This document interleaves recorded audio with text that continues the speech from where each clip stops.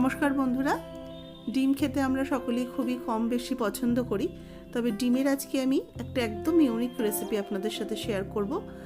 এই ডিমের রেসিপিটা কিন্তু যেমনই ভাতের সাথেও ভালো লাগবে, সেরকম রুটি পরোটা এইসবের সাথেও কিন্তু বেশ ভালো লাগবে।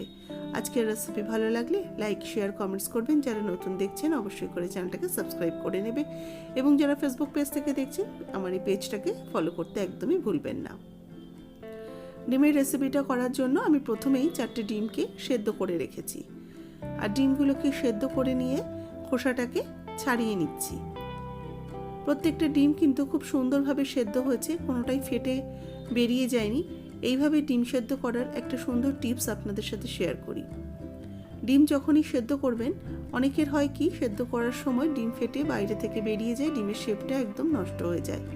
আর শেপটা সুন্দর রাখার জন্য যখন ডিমটাকে সেদ্ধ করবেন, তখন ডিমের মধ্যে একটু সরষের তেল ডিমের গায়ে লাগিয়ে দেবেন, জলের মধ্যে নয়। কিন্তু ডিমের গায়ে হাতের মধ্যে একটু সরষের তেল নিয়ে যে কটা ডিমের মধ্যে করছেন, প্রত্যেকটা ডিমের গায়ে একটুখানি সরষের তেল লাগিয়ে নেবেন। দেখবেন খুব সুন্দরভাবে ডিমটা সেদ্ধ হয়।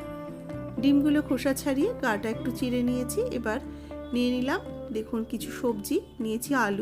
আলুগুলোকে নিয়েছি বেশ একটু লম্বা লম্বা করে, যেরকমভাবে আমরা আলু ভাজা কাটি সেইভাবে ঝিরিঝিরি করে কেটে নিয়েছি। বিটও নিয়েছি, এখানে একটা বিটের অর্ধেক ব্যবহার করেছি। বিটটাকেও সরু সরু লম্বা করে কেটে নিয়েছি। আর নিয়েছি গাজরও কিন্তু একইভাবে আমি কেটে নিয়েছি। এবার কড়াইতে দিয়ে দিচ্ছি সর্ষের তেল ভালো করে গরম হয়ে গেলে দিয়ে দেব ডিমগুলোকে একটু ভেজে নেওয়ার জন্য। ডিমের মধ্যে সামান্য একটু হলুদ আর একটু লবণ দিয়ে ডিমটাকে ভেজে নেব। ডিমটাকে কিন্তু একটু লাল করে ভাজতে হবে, একদম হালকা করে ভাজছি না, একটু মিডিয়াম করে ডিমটাকে ভেজে নেব।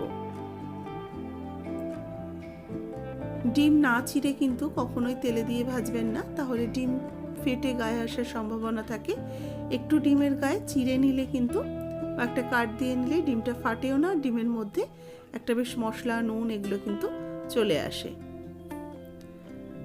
ডিমটাকে বেশ দেখুন ঘুরিয়ে ফিরিয়ে আমি লাল করে ভেজে নিয়েছি। এবার এই ডিমগুলোকে আমি উঠিয়ে রাখবো। তেল ছড়িয়ে ডিমগুলোকে একটা পাত্রের মধ্যে উঠিয়ে রেখে দিলাম। এবার ওই তেলের মধ্যে প্রথমে এই যে আলুটা কেটে রেখেছি সরু সরু করে, আলুটাকে একটু ভেজে নেব। আলুটা কিন্তু একটু লাল করে ভাজতে হবে। আমি এর মধ্যে কিন্তু এখন কিছু ব্যবহার করছি না, আলুটাকে হালকা করে একটু ভেজে নেব। এইভাবে ডিমের কারি করে দেখবেন, খেতে যেমন ভীষণই ভালো লাগে। আর অনেক সময় ফ্রিজের এক কোণে পড়ে থাকে একটু গাজর, একটু বিট, এগুলো কিন্তু অনেক সময় আমাদের খেতে ভালোও লাগে না।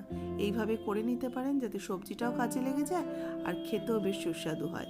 আর এর সাথে বাচ্চাদের কিন্তু কিছুটা সবজিও খাওয়া হয়ে যায়। দেখুন আলুটাকে ভেজে নিয়ে আলুটাকে তুলে রেখে দিলাম। এবার ওই তেলের মধ্যে একটা তেজপাতা আর অল্প একটু গোটা জিরে ফোড়ন দিয়ে দিলাম। জিরে আর তেজপাতাটা ফোড়ন দিয়ে কয়েক সেকেন্ড একটু নাড়াচাড়া করে নিচ্ছি। ফোড়নটা হয়ে গেলে দিয়ে দেবো কোচানো পেঁয়াজ। এখানে আমি 1.5খানা মিডিয়াম সাইজের পেঁয়াজ ব্যবহার করেছি। পেঁয়াজগুলোকে পাতলা পাতলা করে স্লাইস করে কেটে নিয়ে পেঁয়াজটাকে ভেজে নিচ্ছি। যেহেতু ডিম আগে ভেজেছি, সেই জন্য ডিমের তেলটা রয়েছে বলে বেশ একটুখানি ফেনা হয়ে উঠছে, বোঝা যাচ্ছে না। আমি একটুখানি তুলে দেখাচ্ছি। ডিম পেঁয়াজটা কিন্তু মোটামুটি হালকা করে ভেজে রেখেছি। এবার এই বিট আর গাজরটা দিয়ে দিলাম। বিট গাজরটা দিয়ে পেঁয়াজটা ভালো করে ভাজা ভাজা করে নেব। ভালো করে মিশিয়ে নিয়ে এর মধ্যে এবার স্বাদ মতো লবণ দিয়ে দেবো। লবণটা দিয়ে ভালো করে বিট গাজরটাকে মিশিয়ে নিয়ে এটাকে একটু ঢাকা দিয়ে হতে দেবো, যাতে বিট গাজরটা আস্তে আস্তে একটু নরম হয়ে যায়। মিনিট 3-4 ঢাকা দিয়ে রেখেছিলাম। বিট গাজর কিন্তু বেশ নরমও হয়ে গেছে আর সুন্দর করে ভাজাও হয়ে এসছে। এবার এর মধ্যে দিয়ে দেবো আদা, রসুন আর টমেটোর পেস্ট। 1 ইঞ্চি আদা, 5-6 কোয়া রসুন আর 1খানা টমেটোকে মিক্সিতে পেস্ট করে নিয়েছি। পেস্টটা দিয়ে দিলাম, দিয়ে এবার মশলাটাকে কষিয়ে নেব। এবার এর মধ্যে সামান্য একটু চিনি অ্যাড করছি। চিনিটা দিলে কিন্তু একটু বিট গাজর যেহেতু রয়েছে, একটু টেস্টটাও সুন্দর আসে। এবার এর মধ্যে একটু হলুদ গুঁড়ো, একটু লঙ্কার গুঁড়ো, একটু ধনের গুঁড়ো আর একটু জিরের গুঁড়ো দিয়ে মশলাটাকে কষিয়ে নিচ্ছি। গুঁড়ো মশলাগুলো দিয়ে মশলাটাকে ভালো করে গাজর বিটের সাথে ভালো করে কষিয়ে নিয়ে ভেজে রাখা আলু আর ডিমটা দিয়ে দিলাম। ডিম আর আলুটা দিয়ে ভালো করে এবার মিশিয়ে নেব। বিট গাজরটা যেহেতু একটু শক্ত থাকে সেই জন্য একটু আগে দিয়েছি, আলুটা ভেজে তুলে রেখে একটু পরের দিকে দিয়েছি যাতে গলে না যায়। এবার ডিমটা দিয়ে ভালো করে এটাকে কষিয়ে নিয়েছি, সামান্য একটু জল দিয়ে এটাকে আরও কিছুক্ষণ কষিয়ে নিচ্ছি। এবার একটু ঢাকা চাপা দিয়ে রেখে দেব। 5 মিনিট ঢাকা দিয়ে রেখে দিলাম। 5 মিনিট পর ঢাকাটা খুলে নিয়েছি। মোটামুটি সমস্ত সবজি কিন্তু সুন্দরভাবে সেদ্ধ হয়ে গেছে আর এই সবজিটা খুব সুন্দর করে একটু কষানো হয়ে গেছে।